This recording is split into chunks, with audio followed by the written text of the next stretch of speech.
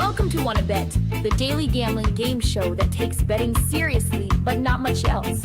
Get our favorite plays on the totals, sides, props, exotics, and futures to jump on now. So let's get it started with Jason and Ben. Let's get it started with Jason and Ben. Let's get it started with Jason and Ben.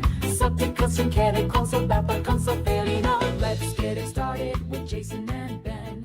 Let's get it started with Jason and Ben.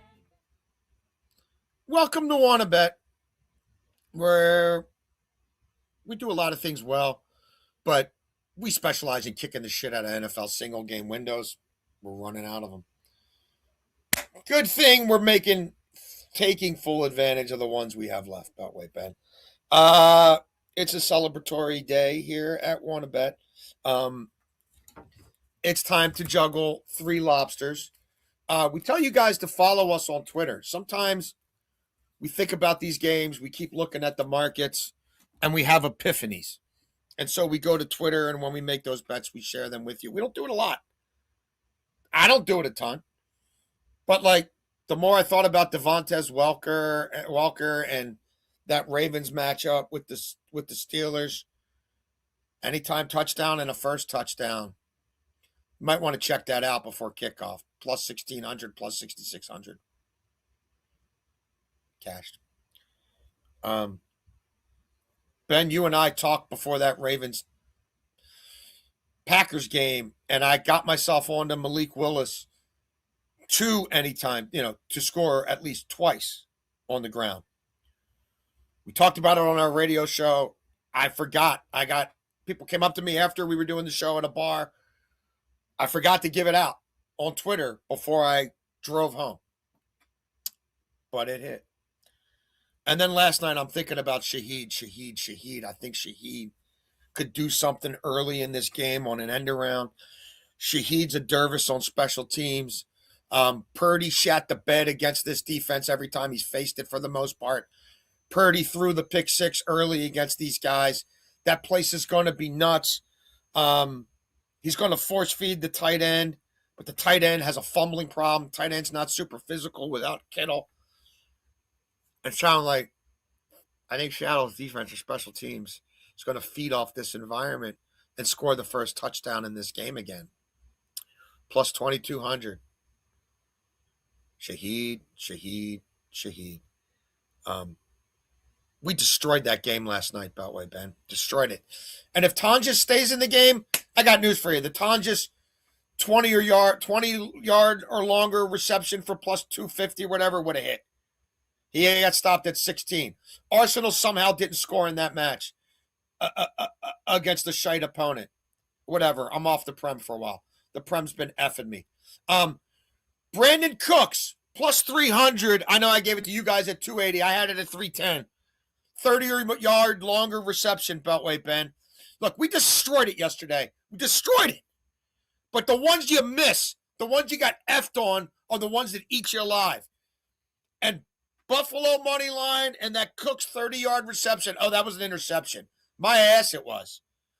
Nobody knows who's making those decisions. And now we got Sean McDermott on the record saying what I've been saying on this show all year and what I've been saying on my Twitter all year and what I was reporting in the Washington Post all year. Because GMs and coaches and former GMs and team presidents are reaching out to me saying, this is effing nuts. We don't even know who's in the command central. We don't know who's in the room. We don't know the chain of command. And the officials on the field can't explain it because they're not making the decisions. And boy, Beltway Ben, we had another game to get to last night. We had another game to get to. The NFL wanted this game over. We got another window to get to. We got more Uber Eats to sell. We got more bullshit parlays to sell from our gambling partners. We got to keep the train moving. They couldn't even explain to McDermott why he had to take a timeout. We've seen them take 5 minutes, 7 minutes, and 1 o'clock windows with 2 horseshit teams to decide whether or not a ball was on the ground or their bogus spotting whether the video assisted first down. And they just wanted to get this game over with and get on to the next game. That's an interception. My ass, that's an interception. We should have been up 7 more units yesterday. But I mean, look, the Purdy rushing, Walker receiving, should have had the Walker longest rush, 20 or more. Unfortunately, it kept being 16 or 17 because that's what he needed to score. I'm shocked Myers didn't have 3 field goals in that game, Ben. San Francisco, when you know they're just trying to run the ball and kick a field goal, couldn't stop Kenneth Walker from scoring touchdowns. It's crazy to me we didn't hit the plus 287 on freaking Myers, 3 or more field goals. It's awesome to win. We crushed it yesterday. I'm pissed off about some of the ones we lost. And that's a scandal. The Cooks play is a scandal. I'd say the same thing whether I was on it or not. That is a scandal. Yeah. Listen, the way I watched it, the NFL, I agree, is absolutely a scandal. I did think the ball was moving just a little bit. I don't know. It's tough to see. But yeah, if the Bills would have won, it probably would have been the best night that we've had in Wannabet history, I would probably guess. I mean, what we did yesterday with the Bills losing me 4 units alone and still finishing the way I did, and you just absolutely smoking a 2,200. And it wasn't a half a unit 2,200 play. It was a full unit to catch that. And anybody, as you said, follow us on Twitter. At times, like we do these shows at 11 or sometimes 12 or sometimes 9:30, and things come to our mind. We learn things. Other things happen. So we're still going to give it out, and we're still going to count it. If you don't have Twitter, I apologize. But download one and follow us and Wannabet. It gives us a follower. Same thing. Subscribe to us elsewhere. But Bills game was crazy. I thought 4 times in that game they were going to win it. Even when they had 55 seconds with the football, I'm like, they might go down the field and win this game still. I think Denver might have scored too early. And I don't think much of Joe Brady, but I do like the hook and lateral. He's got that offense mastering that. So I thought they might be able to go down and score there. They kicked the field goal. I was afraid Prater was going to miss it, to be quite honest with you. But he ends up drilling it. Again, the Bills, if they would have won, I mean, we had James Cook, 80-plus Bills money line. Bills money line with a bunch of different other things that were looking good. But outside of that, it was a really good day. JSN screwed me a little bit, but I wasn't even that worried about that when I cashed like 4 plus 200 parlays. We told you to take James Cook 100 plus rushing yards the other day when we gave out his regular rushing. That cashed and it really wasn't sweaty. I told you guys, the Denver Broncos pass defense is very good. They're very impressive. And you can look what their numbers were down the stretch and tell me you're still buying what they have. I'm just not. I just wasn't. I thought James Cook would have a big day. He did just that. Tonjes, we were all over him. With an injury, he goes over his yardage and receptions. And as Jason mentioned, if he doesn't deal with that injury, you can't tell me Purdy's not going to hit him probably 4 more times because it was early and often that he was getting the football. And then college basketball yesterday. There were only 2 things that I really liked. I like St. John's on the money line. We're going to attack the Bald Rat. And I also like that parlayed with Texas Tech. Texas Tech was down 7 with 9:40 to go. I'm out for a running at Planet Fitness, and I'm watching the game. I'm like, oh, here we go. And they go in this little run, push back. Nova tried to fight back into the game, but it was like what he did at Maryland. They had a couple threes, irrelevant threes. They weren't able to do much. So those 2 cash first as well for a plus 170. Very, very, very good night. Yeah. Again, the Prem has not been kind to me. Arsenal couldn't score a single goal at Forest. Arsenal's effed me twice. They conceded to Wolverhampton in the 90th minute when that should have been a win to know. And then they couldn't score. I mean, question. What odds could you have gotten them to shut the other team out? I don't play soccer market, so I don't really know. Could you have gotten better odds for them to shut out whoever they played? Or not better odds, but fine odds to play, like plus money? Well, I think both teams to score no might have been like minus 150. Arsenal just to I didn't even look at the team total markets. Generally bet if you just go to the specials tabs at Bet365 and look at win to nil, from me crunching these numbers all the time, that's generally going to be better than if you go to other apps that won't necessarily offer it as win to nil and go, team X money line and then team Y under a half goal, or you go to the both teams to score and do no. Generally, Bet365 has it priced better. It's but if you had just played the team total under, my guess is about minus 150, something like that. Right. But I mean, it's Arsenal with a chance to basically put the league out of reach against one of the bottom 4 teams in the Prem. That's a match they're winning almost all the time, but whatever. And then Newcastle 0-0 this morning against Wolves. Thank you very much. F you very much. All right, let's get into this Beltway, Ben. I guess we should put the bibs on first of all. Yeah, absolutely. I was going to say. We're going to forget the bibs. Yeah. Real quick. These dudes rock. Go see them live if you can. There's a pretty good chance. This Fishbone, the real Fishbone? This is Brian Jonestown Massacre. The singer may punch the backup singer / tambourine guy in the face. I might be interested in that. I might be interested in going to see that. Just Google that. Google Brian Jonestown Massacre, like on stage fist fights. There's also a great documentary about them. It's them and their and they remade it. And I didn't see the remake. They like added stuff to it. It's like them versus the Dandy Warhols. It might have been called Dig or something like that. I can't remember what it's called. It's it's a great documentary. Even if you don't like their music, and you really, you should. You should. All right. I wish I had some foil.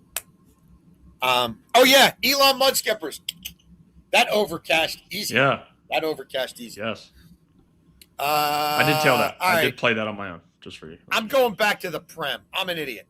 We're taking Aston Villa half full, plus 150. So the Villains have to be up at the half, and they've got to win the match against Everton. The Villains are 8-1-1 at home, 18 goals scored, just 8 conceded, Beltway Ben. Everton on the road, -1 scoring differential. We really like this because Everton is really bad in the first half on the road, and the Villains are great at home. So Everton have played 10 matches on the road. They have just 5 total goals scored in the first half of those matches. Villa in the first half at home, 8 goals scored, just 3 conceded. Villa have kept a clean sheet at home in 7 of their 10 matches. They have failed to score in the first half at home in just 3 of their 10 home matches. They're pushing for a spot in Europe. Hell, they're pushing for a spot in the top 2 because Man City can't get out of their own way. And now Arsenal's falling back to the pack, even though they're healthier now than they've been in quite some time. Villains' last 11 matches overall, Beltway Ben. 9 wins, 1 draw, 1 loss. That loss was to Arsenal at the Emirates. Arsenal are the best team in the Prem. They're number 1 in the table. So, again, I'm telling you in full disclosure, this game will maybe put $5 on 0-0. Because if I'm on a match in the Prem these days, it's probably going to effing end up 0-0. So maybe hedge that way. Maybe do that. I'm not going to have time to do that because this kicks off in 5 minutes. But the thought just, I wonder what you could get 0-0 in this one. Because that's the way it's been going for me. How freaking Newcastle didn't score in the first half of that match this morning. Whatever. Arsenal have full. I mean, I'm already on it. I can't take the bet back. I'm giving it to you. I'm telling you, I am skull-effed in the Premiership right now. But Villa half full. I got it at plus 165. You can still get it at plus 150. First down, I'm going to go to the NFL, first game of the day, and I'm going to play Drake May over 35.5 rushing yards at minus 118. I know Jason's been on a few of his rushing props throughout the week. I know you'll get to it a little bit more later. You look at this number. He's only been over this 5 times this season. Now, we've touched on their schedule all year long on this show, and them playing against lesser teams. Drake May being able to sit a little bit late in games. Drake May being able to hand the football off to Stevenson or Travion Henderson and not have to do much.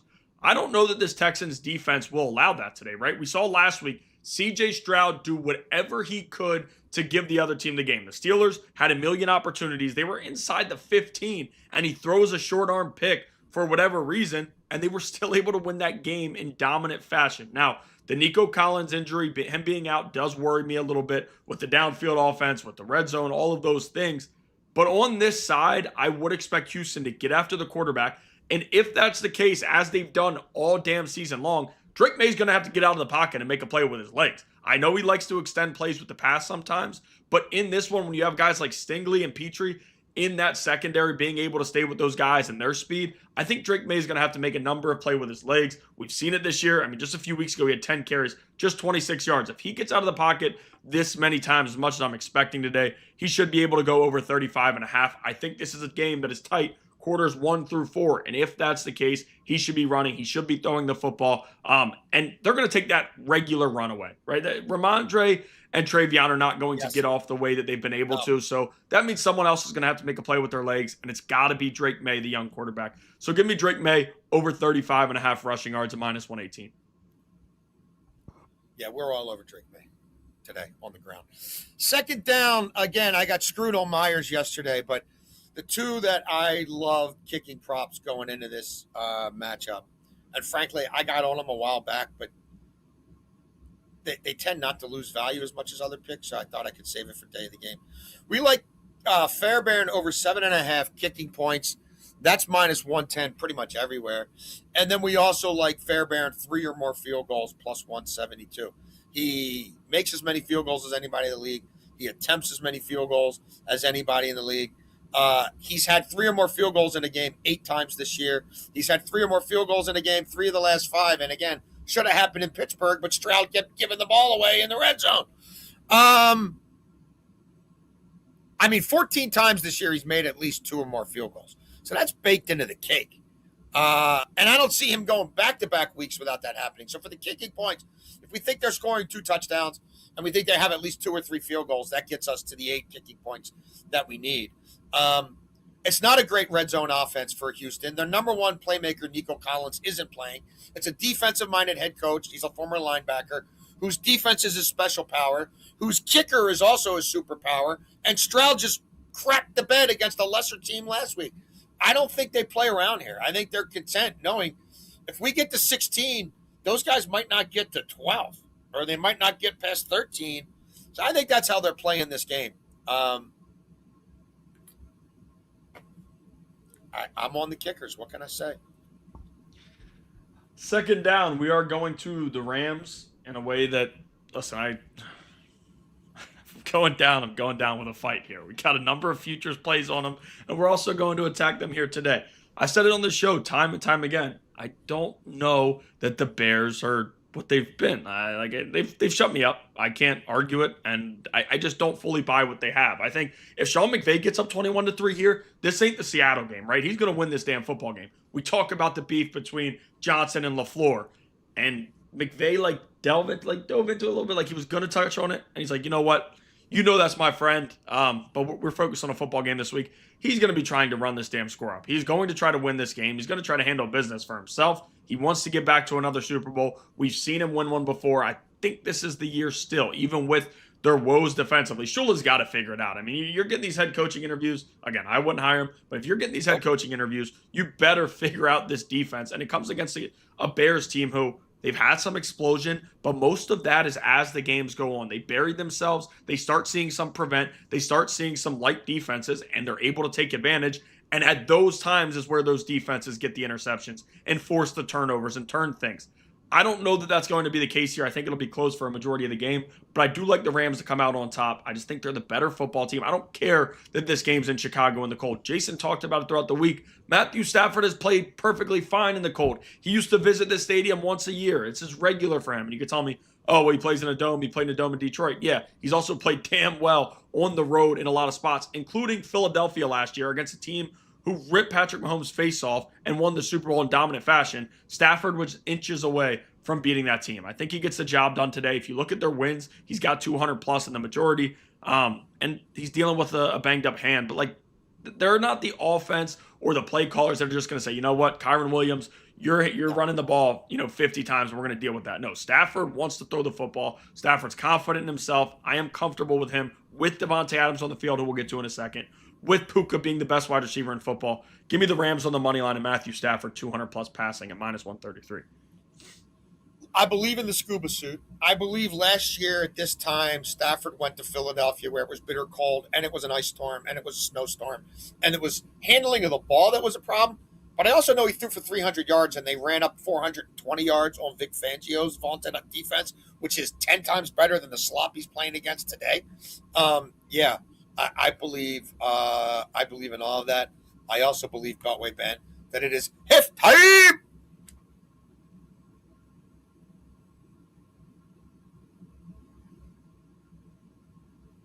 It's a solid 4 count, right? No, we're a little off. It's a long 4. four. Speaking of being a little off, let's make sure we get to that email.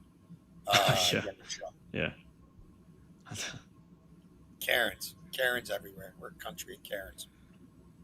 Unfortunately. Hopefully that'll change in the future.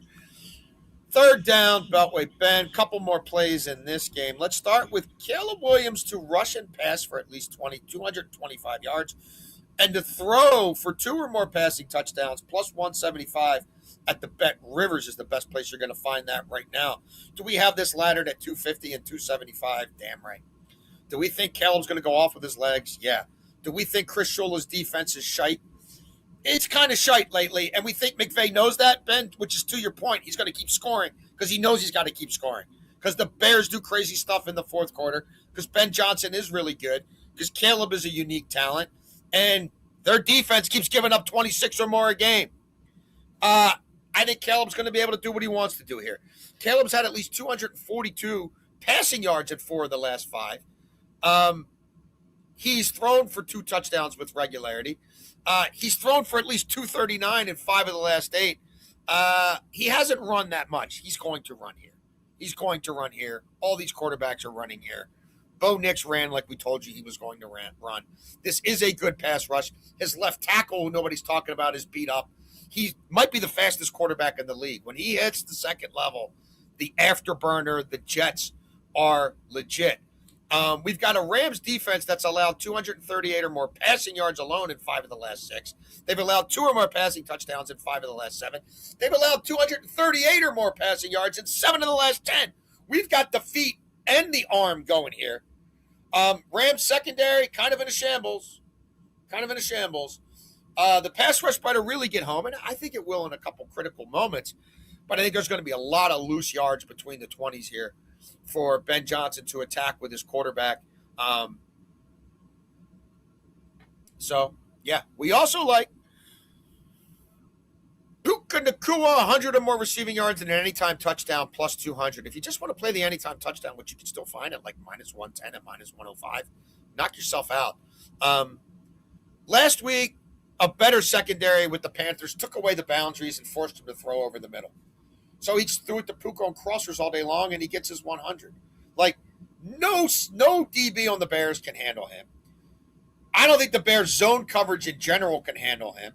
He's sharing a brain with Matthew Stafford. Oh, and Chicago's given up 296 or more passing yards in 3 straight games against lesser offenses. This is the number 1 road scoring and yardage offense in the NFL, and they're going against a horseshit defense. And this is the main thing. I'm not sure about Adams' hamstring.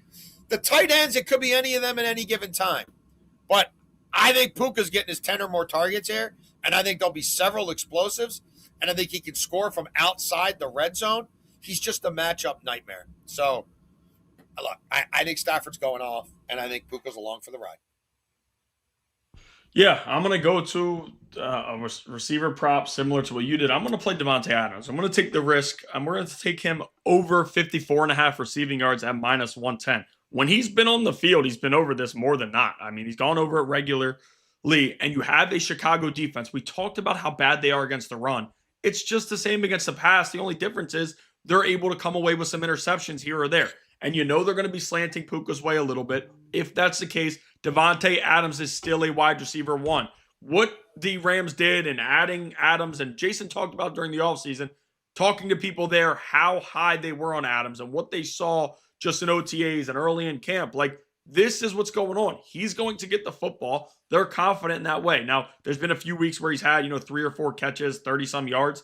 That's fine. I do think he's going to beat Chicago for one explosive, a big play down the field. He's good after the catch. He's tough. I mean, he took a shot to the head the other week, which anybody else is probably out for the game. He comes right back out there. We've seen that a lot with him. So I do expect Davante Adams to have a big day, and his receptions are 4.5. We're going to get to that a little bit more in overtime. I don't know that he catches 5 balls. I think 4 is a special number because of so many games this year. Yeah. We've seen him finish right on 4, so I'm probably going to play 4, parlay with something else. And again, we'll get to that during overtime.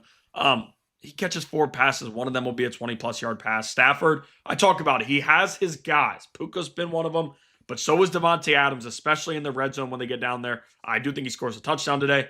When he is comfortable throwing you the football, he will spam it and look your way time and time again.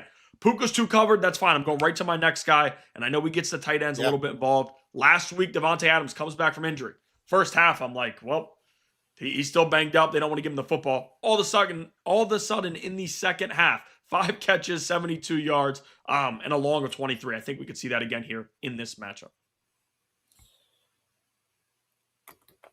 I love the quarterback rushing props this time of year. I love it with super athletic guys.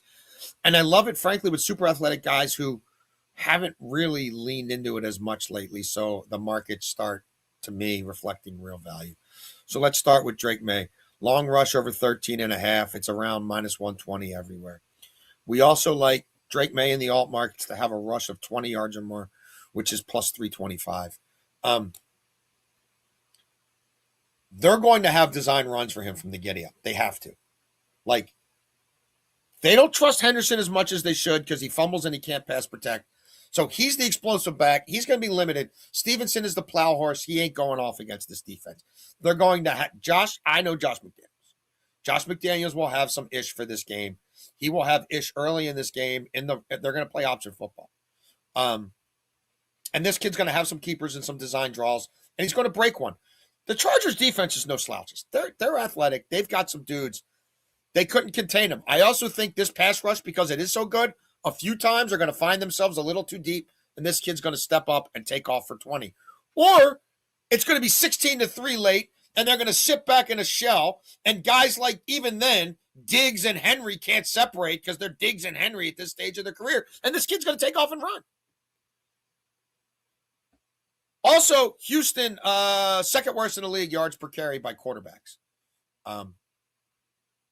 I think Drake May is running 10 or 12 times in this game, and I think he's going to have one that goes for 20 yards.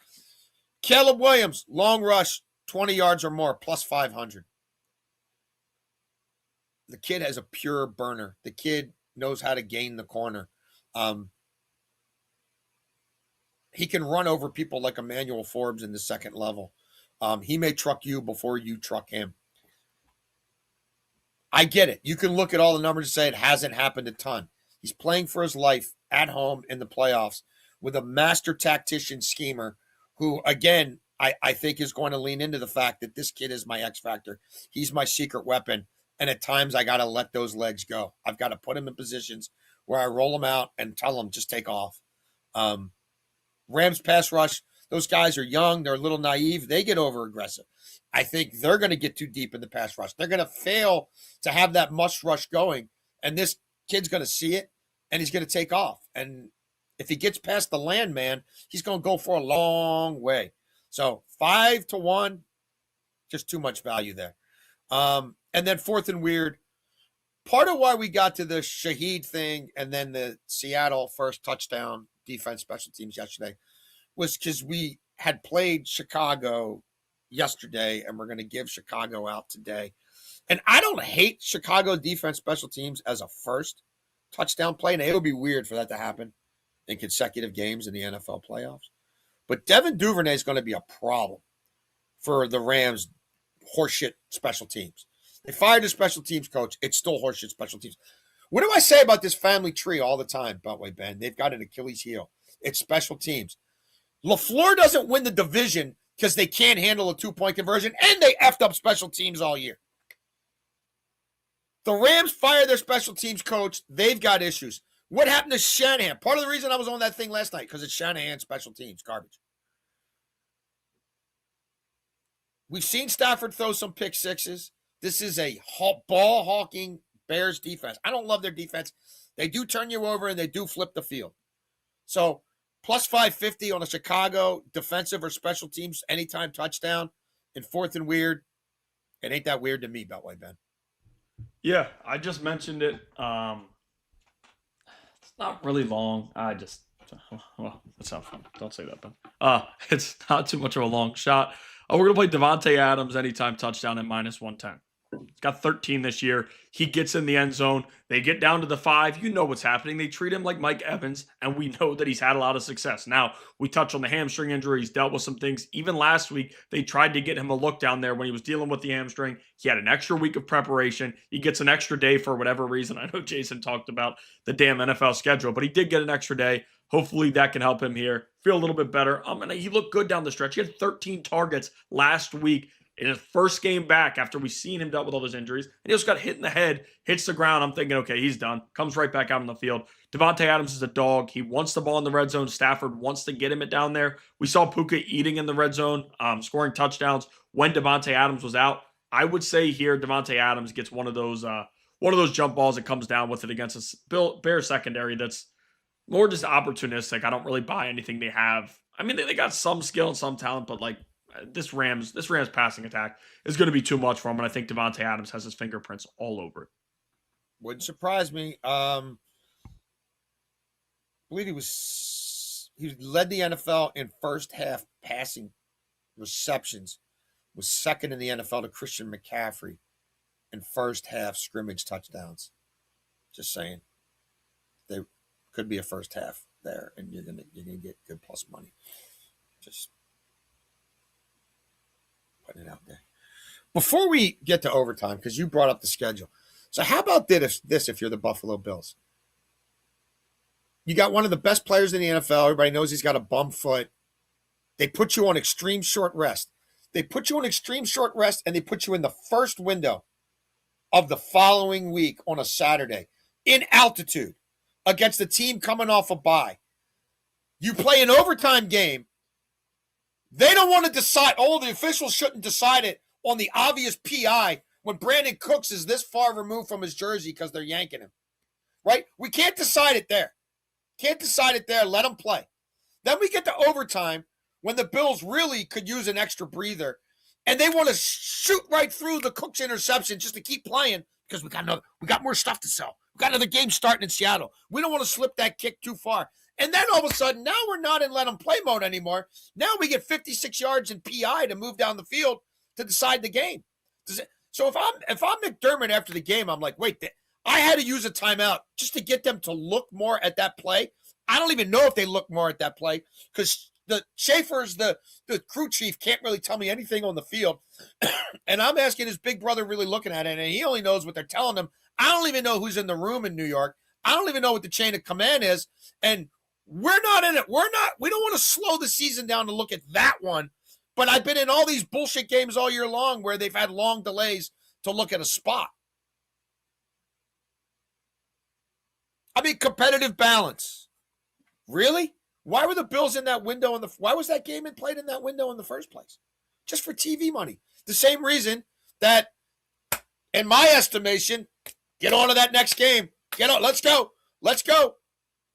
But meanwhile, it's the Bills who are already put in a tough situation with the short week and the altitude. Now an overtime game. And we don't want to press the pause button and be really, really sure. Okay. Overtime Beltway, Ben. I like the Rams on the money line as well, and we've pegged it to the total. Rams money line over 46.5 total points in this game, plus 135. We've talked about the over forever. If you're loyal to this show, you know the deal, and if you're not, get loyal to the show. But 7 straight overs for the Rams. All those games have produced at least 51 points. I don't think the extreme cold, it's not extreme wind. It's not extreme snow. It's not extreme ice. Both these offenses can cook. Both these defenses, kind of horseshit. Rams average 32 a game on the road, number 1 in the NFL. Chicago's scoring 26 or more at home with regularity. The Rams defense, second half of the season, is giving up 27 to pretty much everybody. And Caleb is a unicorn in some of his athleticism, and Ben Johnson knows what he's doing. But ultimately, one of these teams has a Super Bowl winning head coach and a Super Bowl MVP quarterback. And yeah, they play with their food, and special teams sucks, and I get it. But I trust them more than I trust the Bears, and maybe the Bears have another miraculous fourth quarter, and the magic carpet ride continues. But I don't think so. I also like Colston Loveland anytime touchdown plus 200. It's just too much value. When things break down with Caleb Williams, this dude shows up. It's not Rome Odunze. I mean, it's DJ Moore occasionally, but DJ Moore's not on the field as much as this guy. This guy's a matchup nightmare. Size, speed. Tight ends are beating the Rams, but so are wide receivers. Everybody's beating the Rams' best defense these days. I'm not on a lot of anytime offensive touchdowns. If you look at this whole week, I'm not on a lot of offensive players anytime touchdown. This one for that value stood out to me. And then a couple of basketball plays. We love the over in the Tulsa UAB game, over 157.5. We talk about the Golden Hurricane quite a bit on the show. 8-1 to the over their last 9. That takes you back to Thanksgiving, folks. That's a long time. 7 of those 8 games are over by 4.5 points or more. That's multiple possessions. When the total Beltway band is 155 or higher, our Golden Hurricane are 6-0 to the over. Those games have gone over by 44.5, 4.5, 7.5, 13.5, 6.5. 1, 2, 3, and I'm missing one. Oh well, they go over by a lot. UAB is a top 115 Ken Palm offense in the country, and they do not turn the ball over. Number 2 in college basketball in turnover percentage, which means they don't give away possessions. We like that when we're on an over. We believe both these teams will score 80 points or more in that game. And we're also going to keep riding Lakers overs at home. My Raptors at the Lakers, over 223.5, minus 105. Again, watch the show daily. We're on some trends. Lakers 15-4 to the over at home. Lakers 10-3 to the over at home as a favorite, home favorite. Toronto, I get it. They're on a West Coast swing. We got these teams maybe being tired from playing last night. I don't think so. I mean, the Lakers have given up 135 and 132 just this weekend. And now they're on tired legs playing tonight. They can't stop anybody. They got to just keep scoring. And Toronto's pretty healthy right now. And I think Toronto gets over 120 on these guys. So that's a low total for me. We like Lakers overs at home. All right. I got a few NFL, and then we're also going to give out one basketball play, which I told myself yesterday I'd be doing it. So we will get to that. But first, we'll go with our NFL parlays. Matthew Stafford, 200-plus pass yards. Devontae Adams, 4-plus receptions. And Colston Loveland, 4-plus receptions, plus 114. Same game parlay here to get us right around plus 100. Matthew Stafford, I talked about it. If Rams are going to win this game, he should have some success throwing the football. 200-plus as long as he stays healthy should not be an issue. He's done it in almost every game this year. Devontae Adams, 4-plus receptions. I talked about it. A lot of games, even when he's gone over the yardage, he's finished at 4 receptions. It's been a special number for him. Some games 3, but not many, and then a few above 4. But we just need 4 here for this parlay, something he's done regularly. And then Colston Loveland, 4-plus receptions. We talked about him during the week. We talked about him yesterday. This dude is the go-to guy for Caleb Williams when pressure starts, when things start happening. And Colston Loveland, unlike Cole Kmet, can make big plays after the catch. Cole Kmet, big, kind of more the blocking guy. He's going to go down pretty soon. Colston Loveland still has that speed. He's young. It's early in his career. I do like him to catch 4 passes here today, plus 114. By the way, Ben, De La Soul once said 3 is the magic number, but Devontae Adams says 4. 4, yeah. De La Soul. Devontae Adams says 4 is the magic number. De La Soul did say that. Let's push that into existence. Yes, absolutely. I'll be honest with you, just for anybody watching, I do have Devontae Adams 4-plus receptions tied into other sports and other things today. I'm pretty high on that. 4 is the magic number. 4 is the magic number. But here's this one. I got to print out that email from Rafa. So I'd love to be able to spit out the Deutsch right now. So but that is the magic. I said by next week I'd have it mastered. Yeah.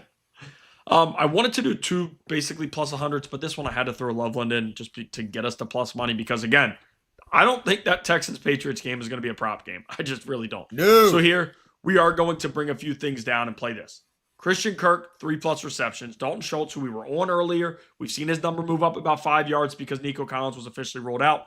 Him for 25-plus receiving. Colston Loveland, 25-plus receiving. I just talked about him just a second ago. And then Drake May, 20-plus rushing, plus 132. Kirk had an explosive week last week, right? It was incredible for him. Nobody expected that happening. And it wasn't just because Nico Collins got hurt. Like, Kirk was out there with Collins, eating, doing the things that he was doing, had all those catches, led the wild card weekend in receiving yards, which I don't think anybody predicted. I think it'll be a fine game for him. 3 passes. He's going to have to. I think he's literally just going to have to catch 3 passes. We do remember in Jacksonville, he was this type of guy. He would catch, 6, 7 passes a game and do a lot of big things. Dalton Schultz talked about it. You have no Nico Collins. You have a Patriots defense that's struggled a little bit against tight ends this year, and I think that could flare up today when the Texans do choose to pass the ball because New England's going to stack that box after what they saw last week and try to make CJ beat them with his arm. Loveland, 25 plus. I talked about his yak ability. I talked about Caleb Williams, how much he wants to go his way. He catches 2 or 3 passes. He should get over this. And he also could catch a pass for 25 plus yards. And then Drake May, 20 plus rush yards. Jason talked about it. I've talked about it. Listen, in this spot, you're going to have something with Drake May using his legs because those running backs are not going to be able to get off the way they have for the majority of the season. It's not going to be able to open up the passing game the way it did. That secondary is legit. He's going to have to take off and run a little bit. 20, we're bringing him down a little bit from his regular number. That gets us 2 plus 132. Now, I'll admit, never after the first few weeks did I think I would be putting this school. Wow. I would be betting on this school, let alone putting them on the show. I mean, we were fading them regularly, right? Like this was a pretty normal in that Players Era tournament.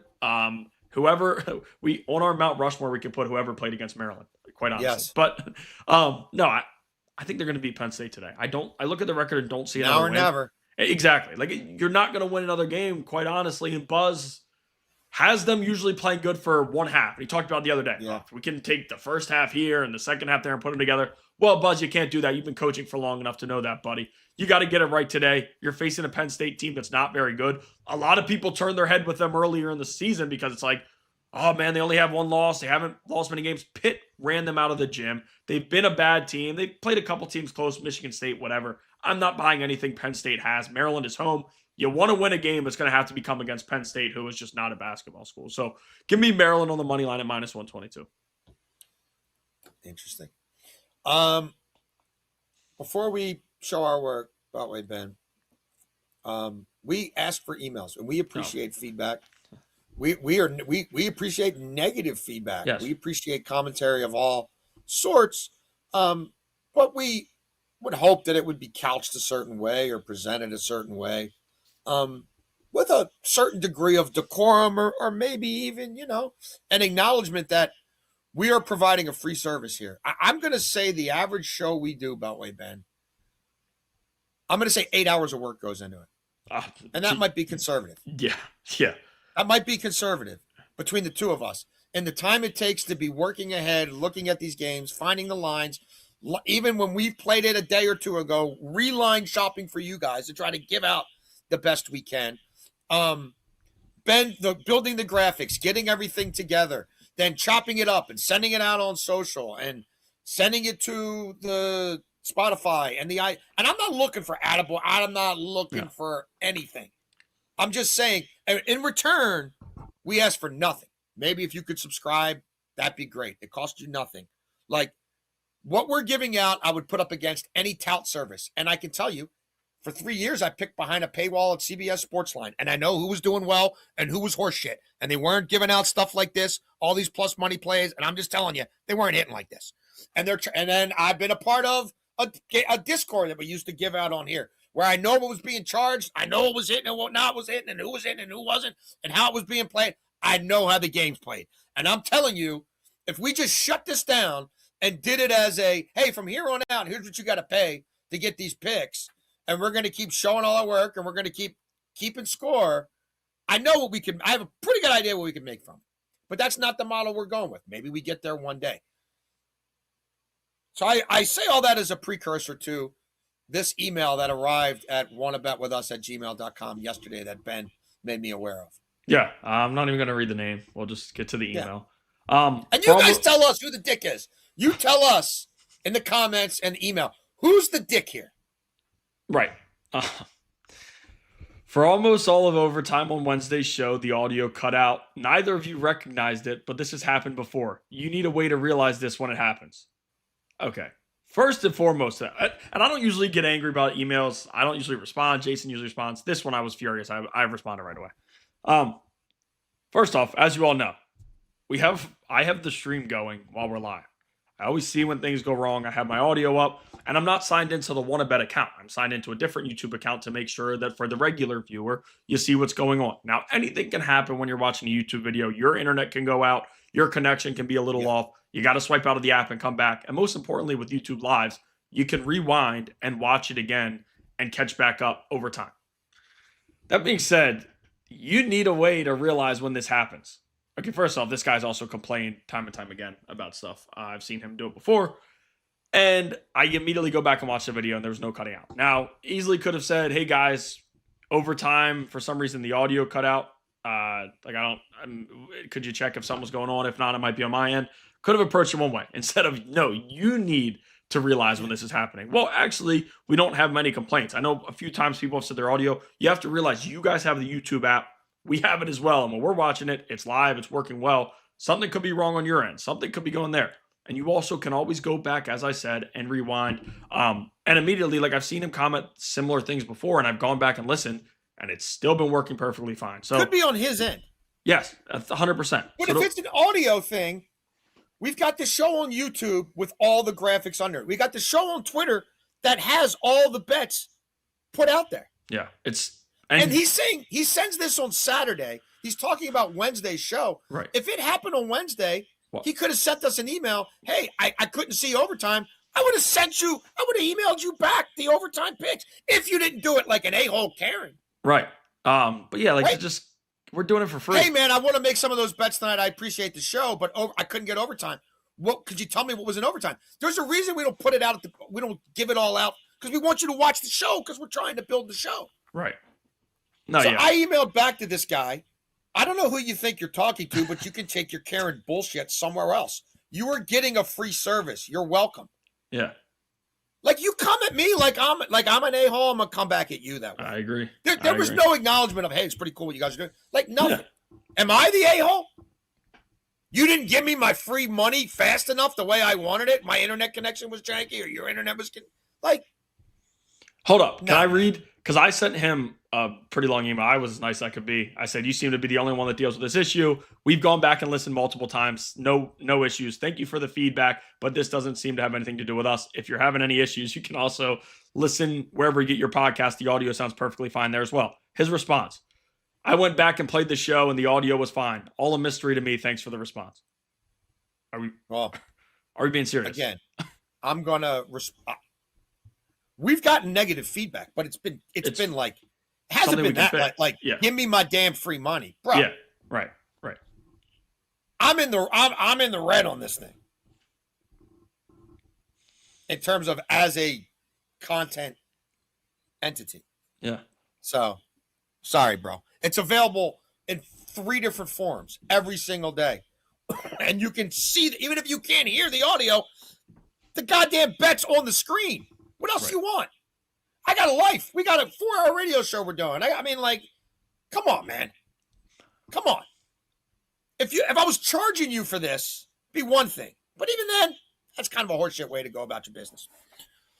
But please email us at wannabetwithus@gmail.com. Tell us if we're the mook. Who's the mook? Who's the mook in this situation? We're the mook. Did I overreact? Am I the mook? We the mook. Ben, let the people know how it's going here on the Wannabet show. There you go. We launched on May 21st, first show with Katie Mox. It's pinned to my Twitter. We've done a crap load of shows since then. We've given out a crap load of plus money plays. Not all of them have hit, but it is what it is.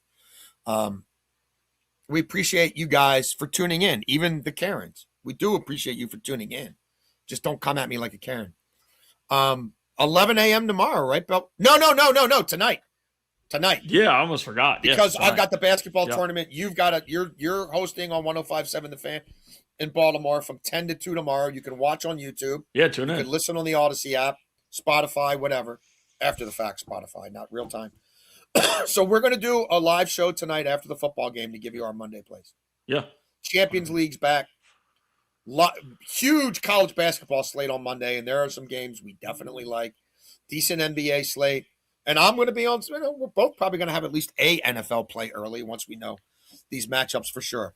So again, we do sincerely appreciate your patronage and support. And we do appreciate all feedback, even negative feedback. Just don't be a douche about it. You want to bet, we want to bet. Thank you for betting with us.